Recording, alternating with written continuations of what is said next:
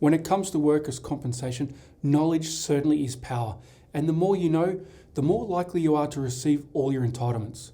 Which is why I want to run through whole person impairment and how your compensation is calculated to give you a greater understanding of whether you're entitled to a lump sum and how much you could receive. Whether you're a tradie, truck driver, or even an office worker, serious injury can strike at any time. Each year, approximately 100,000 Australian workers are seriously injured in the workplace, many of which suffer permanent damage that not only dramatically impacts their life, but also the lives of their loved ones. In this situation, a lump sum payout for permanent impairment can be vital, and I'm going to run through what you need to know. Firstly, let's take a look at what permanent impairment is. Permanent impairment refers to permanent damage, loss, or loss of use of any part of your body or any part of your bodily system or function. Injuries that lead to permanent impairment can be physical or psychological. For example, amputations, serious spinal injuries, injuries that impact on your senses such as your vision, hearing, smell and taste, and post-traumatic stress disorder, just to name a few. What is a permanent impairment benefit? Essentially, it's a lump sum payment to compensate you for the overall effect your work injury has had on your life. This lump sum payout is in addition to any weekly payments, medical and related expenses that you may have received.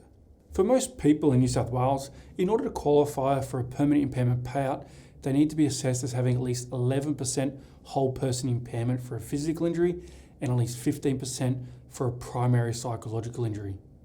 You might ask, what is whole person impairment and how is it calculated? Whole person impairment is simply a scale that's used to measure the permanent damage caused by an injury. It's calculated by a doctor who assesses your injuries according to the relevant guides and guidelines. Generally speaking, the doctor cannot combine your physical and psychological injuries to determine your whole person impairment. Your compensation is usually based on your primary injury only. The doctor also considers your medical history and all relevant medical information. Once your permanent impairment is assessed, the legislation determines how much you're entitled to based upon your date of injury. As an example, if you were injured today, this table can be used to calculate your lump sum compensation based on your whole person impairment percentage. As a general rule, the more body parts being assessed, the easier it is to get a higher whole person impairment percentage. For example, let's say you have a serious back injury that requires surgery. Your whole person impairment might be assessed as, say, 12%. Compare that to someone who has had multiple injuries to their shoulders, neck and lower back. Even if they only got 5% for each injury, the total is still going to be higher than the worker who had the spinal surgery. That's why it's so important to insist on your doctors treating and reporting on every injury you have and not just the most significant one.